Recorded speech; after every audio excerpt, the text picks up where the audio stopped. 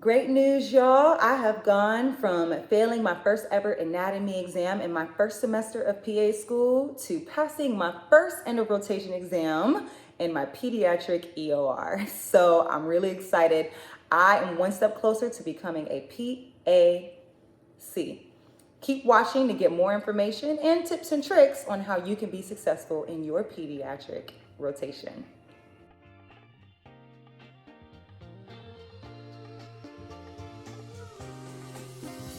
Welcome back, y'all. Welcome back. My name is Christina and you're watching my channel, the Pre-PA Chronicles. Those of you who are new to my channel, I just do a vlog series talking about who I am, what I do, how PA school is going. I want to record the process so that others can have an opinion or a perspective of what it's like to be a PA school student. So I hope in this process I can help you. All right, let's get into it. I just completed my pediatric rotation. It's one of 7 or 8 rotations that I have altogether. The core rotations are pediatrics, psychiatry, emergency medicine, family medicine, internal medicine, and surgery. And then you have electives. So I believe that's the standard across all of the PAEA. But I'm currently finished with Peds and I'm going into psychiatry next. But that's a different video for another day. I want to talk to you guys about my pediatric experiences. The first thing is adjustment. Okay, when you get into your clinical year, PA school, it's the second year. It's totally different from your first year of PA school where you wake up, sit in class for 8 hours a day, and then study until you can't breathe, and then you wake up and do it again. So now you're working a 40-hour work week plus for free, and you got to come home and study. That's clinical year. So it's rough. Needless to say, I was pretty kind of unsure of how to adjust. The first few weeks of the clinical rotation, I thought I was just going to go in there, work a couple hours, come home, study, wake up, go to gym, hang out with friends, do it again. But it wasn't like that. I was pretty tired. You're pretty tired when you get off your shift. If you're there 10 hours, my 8-hour days turn into 10-hour days easy. So most of the time it stuck to 9 hours, but sometimes it went to 10. Like you just, in primary care, you get behind, things happen, and you want to leave a good impression. So you stick around and you act engaged and you put your all into it. I was unsure of really how to connect with preceptor in the beginning. Should I be aggressive? Should I be going in patient rooms and not knowing what I'm doing? And the advice I was given is the first week, kind of feel out your doctor, feel out the flow of the office, know where things are, meet the medical assistants, meet the office staff. They know the office, and those are the people who are going to be assisting you and make sure that you're successful in your rotation. So the doctor is going to make sure you know the medicine side of it, or whoever you're shadowing, the PA, but the office staff, the other people who you're not precepting with, those are the people to make sure you're successful with your patient. So that's what I did the first day. I met the office supervisor. She gave me a whole rundown. She showed me where everything is, gave me all the passcodes to all the doors in the office, because there's a bunch of doors and all of them have different codes. And then after about a week of just kind of feeling out my MD and seeing how he does things, how he interacts with the patients, I took notes and I made sure when he sent me in by myself that I was doing those things that he was doing.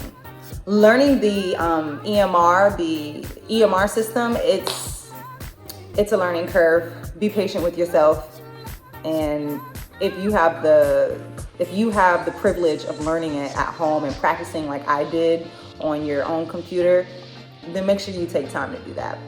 Your school may or may not be giving you information to brush up on before you go in. If they give that to you, I say take advantage of it, do it. I think that the first 2 to 3 weeks, I didn't really study much.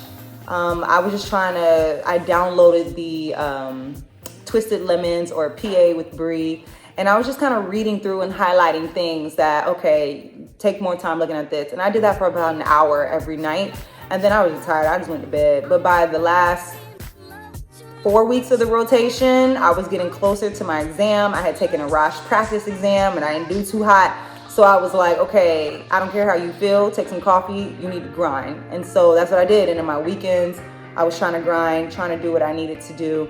And don't get me wrong, I did have a little bit of time for family and friends. I didn't just study all day, every day. Monday through Friday, I talked to family here and there, but on the weekends, I made time for family, and then I came back and I studied, or vice versa. Studied first, made time for family. So it wasn't too stressful. Some of the tools that I want to give you guys to study. The first thing is, if your schools want to give you assignments, get the assignments done within the first 2 weeks of school.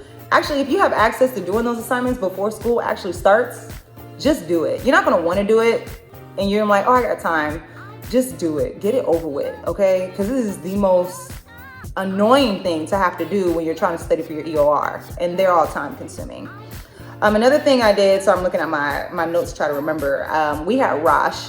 And so if you're using Rosh, or if you're using UWorld, or if you're using Hippo, I say UWorld or Hippo over Rosh. If your school gives you free resources, use that too. But Rosh, UWorld, and Hippo are great resources to just get you thinking constantly. I would say try to answer 50 questions a night, and then spend an hour looking at Twisted Lemons, where all the content is mapped out word for word, what you should know. So maybe 2 to 3 hours after your shift, if possible. I know it changes and it varies by rotation, but for me and my peds, I did a 9 to 5 at an outpatient clinic. Then I was able to come home and put at least 2 hours into studying afterwards. Podcasts are the bomb. I had a 30-minute commute one way, no big deal. Some people had more than that. Some people have 15-minute commutes. But if you're at the gym, you're exercising, you just need a walk, you just need a breather, listen to podcasts, listen to, anyone who can talk about this information. Record yourself reading your notes and just hear it over and over and over, so that you know the atopic triad before you take this test. It should roll off your lips real quick, right? So that's just what I did. Some of the podcasts, there's some really good ones out there. You can just Google them. They're free. You can Google it. But it's not really a podcast, a YouTube video, Dr. High Yield. And I typed in Dr. High Yield Pediatrics. And he has 2-part videos, roughly an hour each, where he's just spitting facts back to back to back to back. And I listened to it 4 times. Okay, 4 times. I knew what he was going to say. When he said a young child with nasal polyps or meconium ileus, cystic fibrosis, it's coming straight to me. You know what I'm saying? So listen to it over and over, so that when you see those tips and the question on the EOR, you're like, oh, I know what this is. There's not much to it. You just kind of study and constantly take questions, practice questions over and over, listen to the content, listen to the subject, read. Just keep exposing yourself to the material. When I downloaded the Twisted Lemons document, it was 85 pages long, y'all. It was so long, right? But I went over it probably 4 different times. And the things that I kept forgetting or I kept missing, I recorded myself speaking those things out, asking myself questions on the Notability app. Got another video about that one. Check out Best Kept Secrets, right? I talked all about the Notability app. And then I would listen to myself while I was cleaning the house, go over those things that I keep missing over and over. One of the best things about being in an outpatient clinic for peds is that I saw bread and butter EOR material all day, every day. The vaccination schedule, y'all, you gotta know it. If you don't study anything else before you go into your pediatric rotation, study the vaccination schedule. It's annoying. Nobody wants to do that, but study the vaccination schedule. I promise you, you'll be a little bit better off. But I've seen it all day, every day. So now I can kind of rattle it off. By this age, you should be up to date in these, and these, you know. And so when those questions came on the ER, I was like, next. I took like a half a second. And then I didn't even read the whole question. I was like, oh, 2 months, DTaP, this, that, HIV. You know, it just talk. I just got it out. But I think that's it, guys. There's not really much to talk about. It was a great rotation. I learned a lot from the doctor. I still hear his voice in my head talking to parents. Pneumococcal vaccine, PCV13, prevents pneumonia and meningitis. Pneumonia and meningitis. So he does it to all the parents, so they know what they're giving their kid. I have stories for days. I have great, interesting cases. Even outpatient. Inpatient peds, they get all the zebras, right? I didn't have no zebras. My zebra was croup, bronchiolitis, no pertussis. I didn't see any of that. but it was a great experience. I loved it. And I don't have much to say. If you got questions, comments, concerns, go ahead and leave them down at the bottom. Like, comment, subscribe. Talk to you later. Okay, guys, that's all I have for you today. Thanks for watching. Feel free to like, comment, and subscribe. And I will see you in the next video. Bye.